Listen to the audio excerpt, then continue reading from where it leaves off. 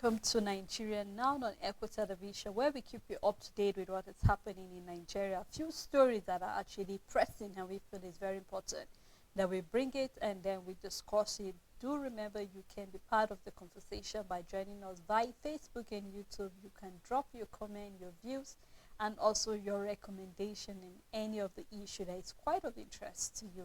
I am Sarah Elisha Dasham, and I'll do the program alongside Rachel Kazik. Afternoon, Sarah. How you doing? I'm fine. How about I'm you? great. Thank you so much.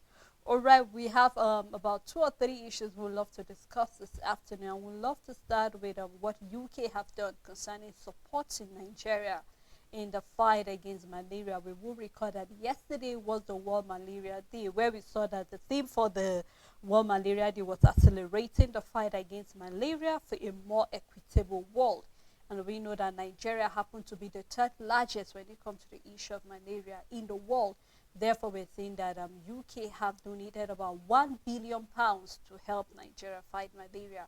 And you know, yesterday, Rachel, we started a conversation during the morning program where we're looking at most of the people that are casualties to this are mostly children under the age of 5, and then women who are actually pregnant. They were saying that this money that have been donated by the UK is actually to help, you know, the Nigerian government to fight the issue of malaria, because we cannot overemphasize the importance of fighting it.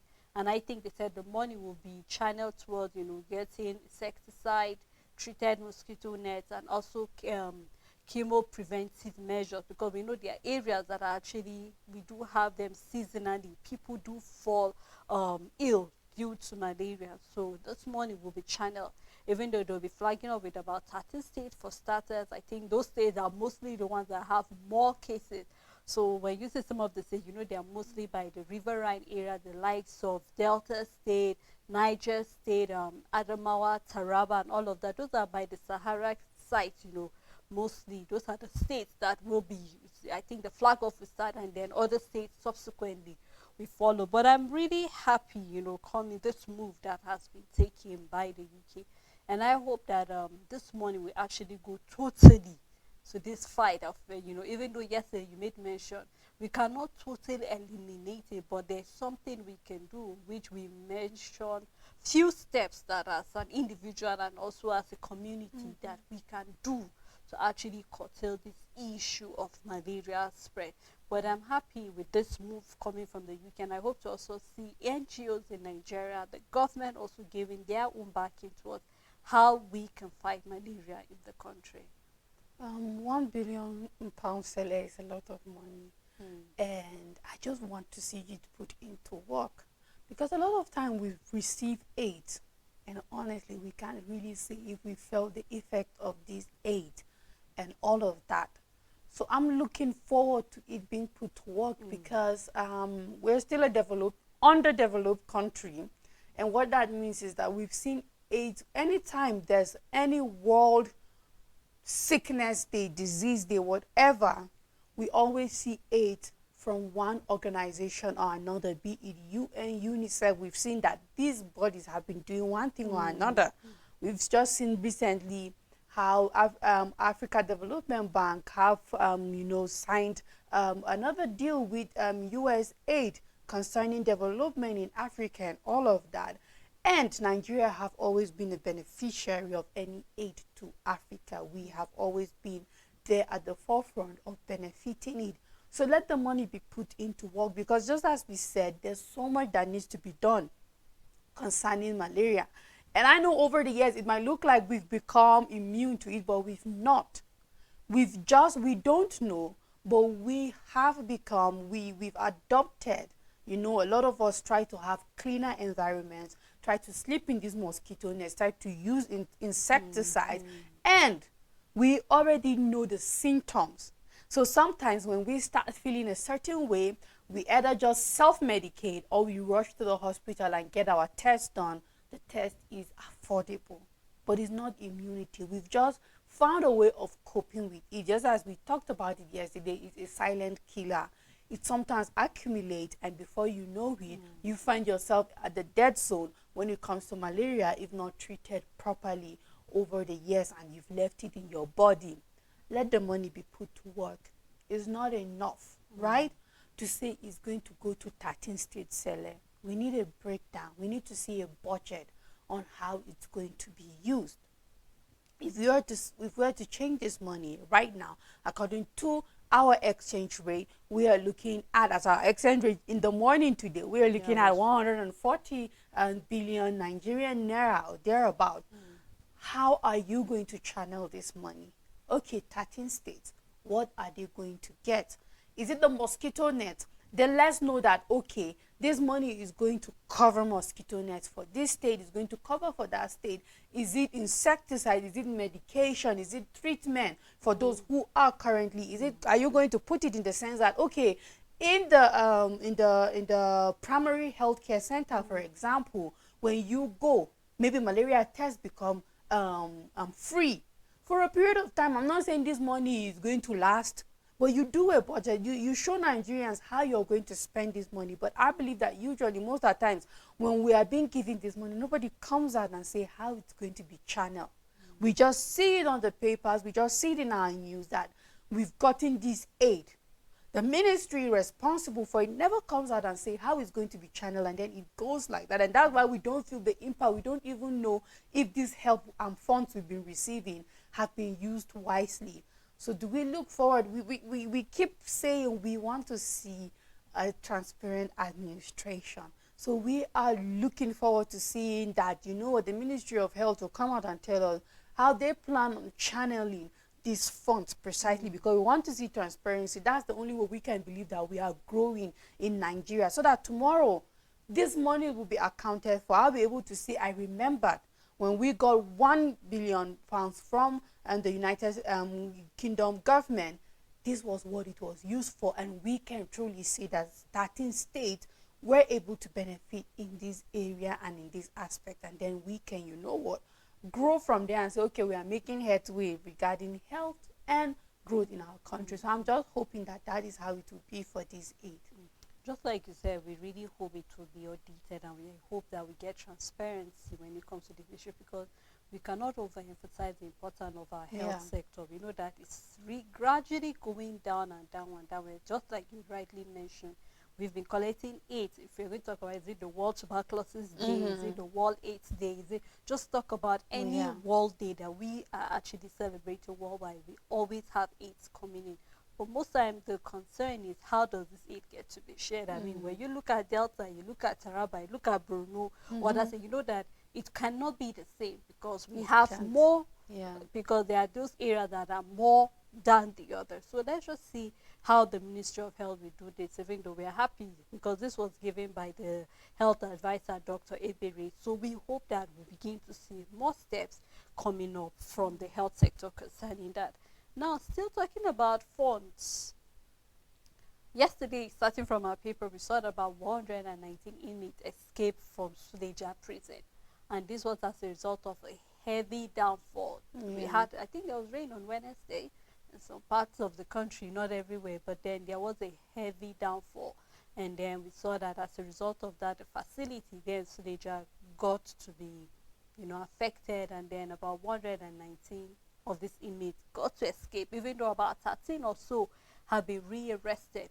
But my concern concerning that is the fact that over the years, we've seen that our correctional facilities have not been up to standard. Because when you take a look at other correctional facilities in other parts of the world, you will know that you get to look at it and then it looks like as if, man, when these inmates go in there, they don't want to come out. But then the reverse is the case here. Even though we know for those who are hardcore criminals, sometimes when they leave the prison, they will tell their bunkmate or whoever is there, I will be back, so keep my space for me, because that person already know that, what, I'm out there to cause trouble. But not for anybody who is ready to make a change. He or she will want to leave that place and come back to be a better person to the society. But we have seen that over the years, the facility is not contributing in any way. Let's go back 2 years back when we had this series of prison break in Nigeria. It started from Imo State. Before realizing it was like a ripple effect, and then other prison we had prison breaks in various parts. Plateau State here was also one of those. That till date we're yet to get the full number back to the point that we had their pictures in our papers Yeah. and even on TV set, just in case you see them, you actually report. And it's the same thing we're saying here, where we're having our Minister of Interior is saying, you know what, in case you see them, you should report. And I hope that the pictures will be everywhere so that people can, because definitely Yeah. they will not be hiding where they will be recognized. But the concern is, you and I were looking at the structure this morning in one of our papers, and we just cannot help but wonder, are you telling me that human beings are the ones who have been living here even before the rain? You can imagine how that place was looking dilapidated whatsoever. And I said, I mean, we saw some of our barracks, our police barrack, our military barrack, there were nothing to write home about. So if we cannot take care of even our security agency, how more or much more are we going to take care of those in the prison? We saw their feeding, it was nothing to write home about. They were using less than 900 naira to feed them, and there are more to feed dogs that are over there. So there's a lot to discuss when we are talking about the issue of our correctional facility. Even though I think they said they might be transferred, I do not know where they'll be transferred to. But then, regardless, what is the Nigerian government doing to make sure, you know what, number one, our inmates are well taken care of, even though they're in prison? Secondly, how about the structures? How about the facility? We saw that even the structure that was being affected, Rachel, was supposed to take about 250 inmates, but it is taking over 400 inmates presently. So that is to say we have congestion whatsoever. So what is the government doing to make sure that we rectify this issue? Because, I mean, this should not be a story that should make it to our front page of our papers or even something that we should discuss. The government should know better by fixing these facilities. As far as I'm concerned, Sally, I don't think the government is doing anything to fix it. If they were doing anything to fix it in the first place, this wouldn't happen in the first place. I've seen older buildings than this prison that had more quality and still look like it was made after this one was being and built or something like that. To tell you that this building didn't even have quality from the beginning. It's supposed to be maximum security. Any kind of place that keeps criminals supposed to be maximum security. It's not maximum security by how many warders are on duty or by how many security checkpoints or how many police in the prison that go on rounds or check, or that's not what makes it maximum security. That's one part of it being maximum security. Is the structure. The structure has to be that in which rain cannot put it down. It has to be that in which they can't use hammer to break the wall. This building looked like the inmates were just even being patient, waiting for the rain. They knew that even if they just, just stomping on it gradually, but it would drag attention. And they just kept on giving it.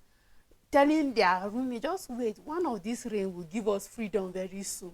And they were waiting for the opportunity, because when you are living in a building that will collapse, you know it.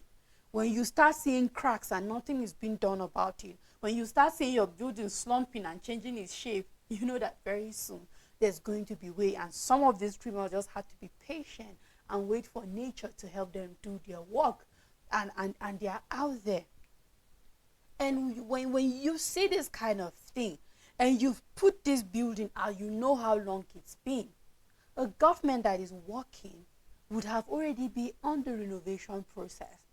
Perhaps the news could have been, while on renovation, prisoners escaped.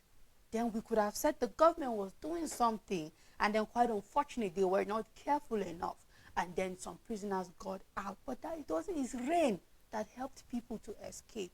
So I don't think they were doing anything about it, Sele. If they were doing, this wouldn't have happened in the first place. Because you know that this building, since 10 years ago, was due renovation.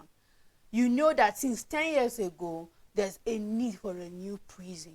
And something could have been done about it. Since 10 years ago, you know that, okay, you know what, this facility is no longer taking the amount of images, as you said, is meant for 200, and then it's congested 400.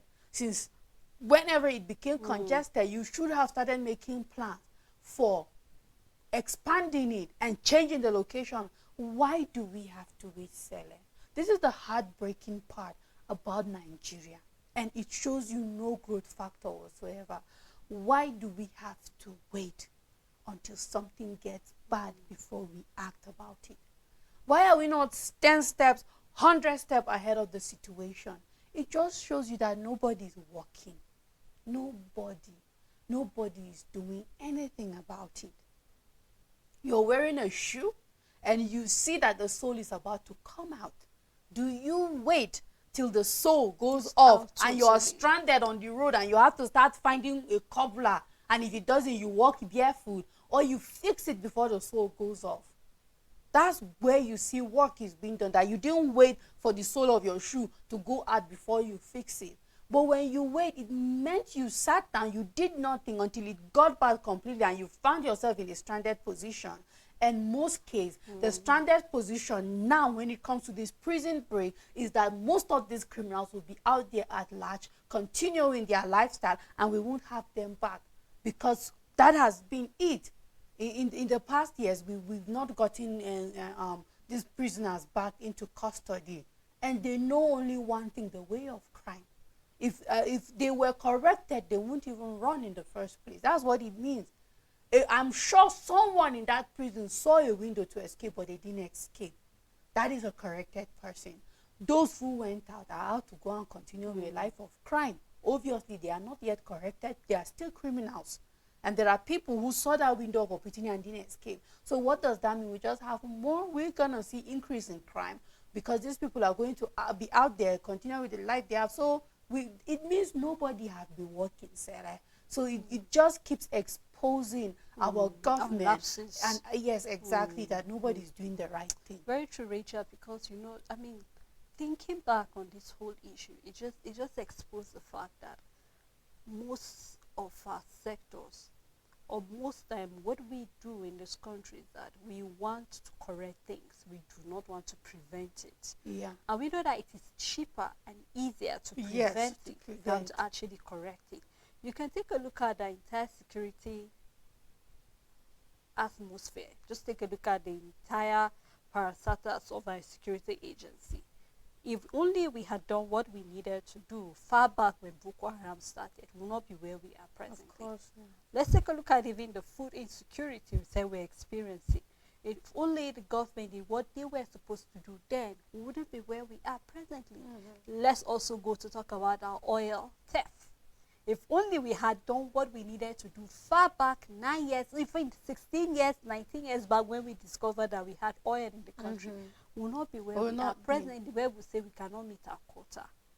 So I'm just hoping that when we keep seeing, it just seems as if when we talk about one sector, another sector is exposing, there's a lapse here. And then we just keep discovering that, there is need for work almost everywhere. So just like we said, we're looking forward to seeing what the government will do. And I'm just afraid, because most time when I say prison break in one state, it seems as if it's a ripple effect. Another state will answer. Yes. So I'm hoping that for every director in every correctional facility, go around and check your facility before it becomes heavy. The rain will be more heavy.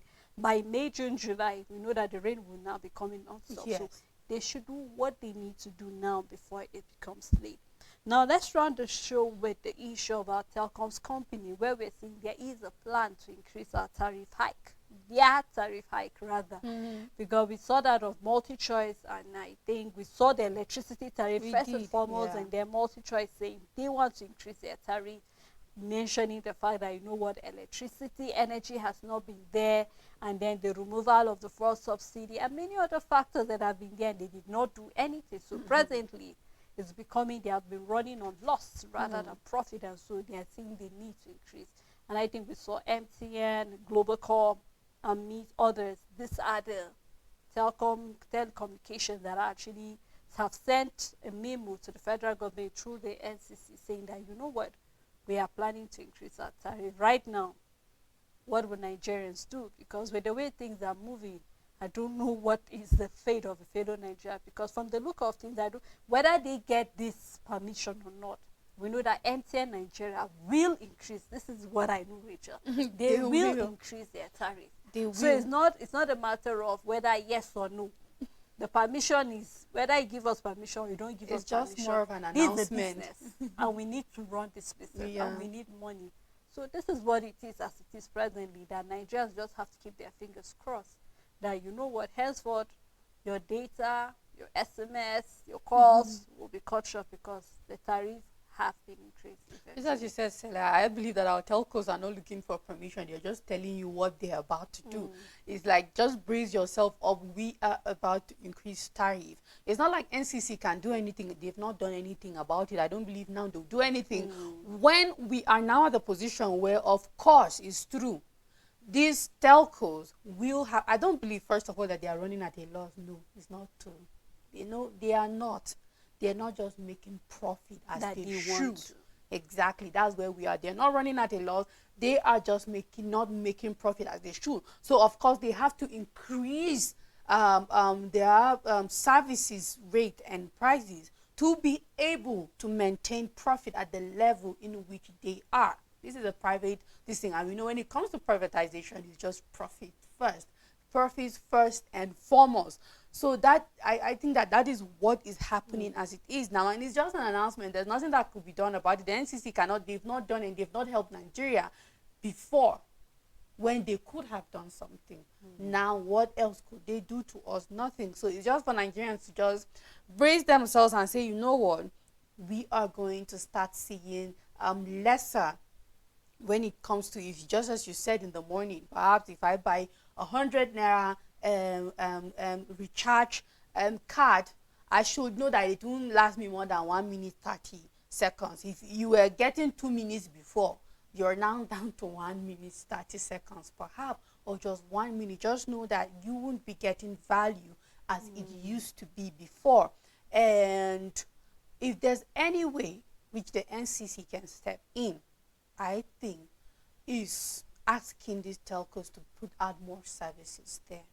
Regardless, they should break it down more. There's this, I'll put it as nonsense, that we have our telcos doing. The moment somebody not mistakenly, you've been buying 200 naira data, and one day you decide to go and buy 1,000 naira, you just decided you needed to do something. The next day you go back, you don't get the offer of 200, for example. That needs to go.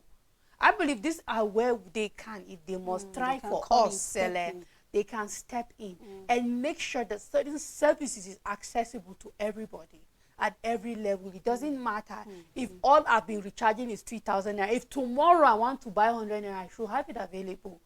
I think these are the things that perhaps could help a common man in Nigeria as it is now, because it's not funny. Just as we said it in the morning, like, these things have become a necessity. It's not luxury. Let's not get to the point where it's made as if it's luxury. They have become necessities. You're at work, you're being asked to check your email. Do you use air and check the email? You're trying to do this. You make mention of people studying abroad and doing, not even abroad, there are courses people are schooling online. This is as it's made possible because of these telecommunication services. So we can't sit down and say they are not necessary and say, okay, to hell with MTN, we will live without you, or to hell with Globalcom and all of that. We are not in that position to make such a statement.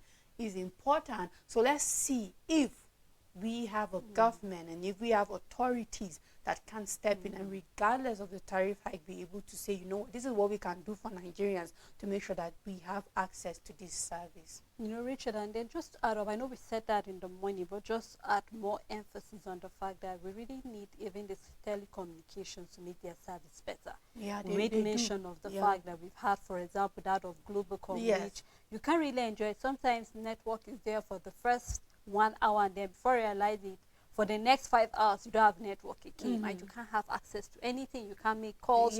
We just recovered from the issue where we heard that the cables had issues. See, and then we know money that number of people running businesses had to run on a loss. So just like you said, they are not running on a loss, but we just hope that, you know, the Nigerian government can step in, give terms and conditions that will be favorable to people, except if we're having our leaders benefiting from this at the detriment of the people. That is when I'll say, okay, right now, these are leaders are selfish, but I do not want to believe that they are so selfish that they'll put themselves first and then allowing us to wallow in whatever we're wallowing presently, because we cannot have access to good service as a result. I mean, I can't be paying and then I'm not enjoying. I borrow 500 naira, and after paying, you still tell me I'm still owing you 500 naira.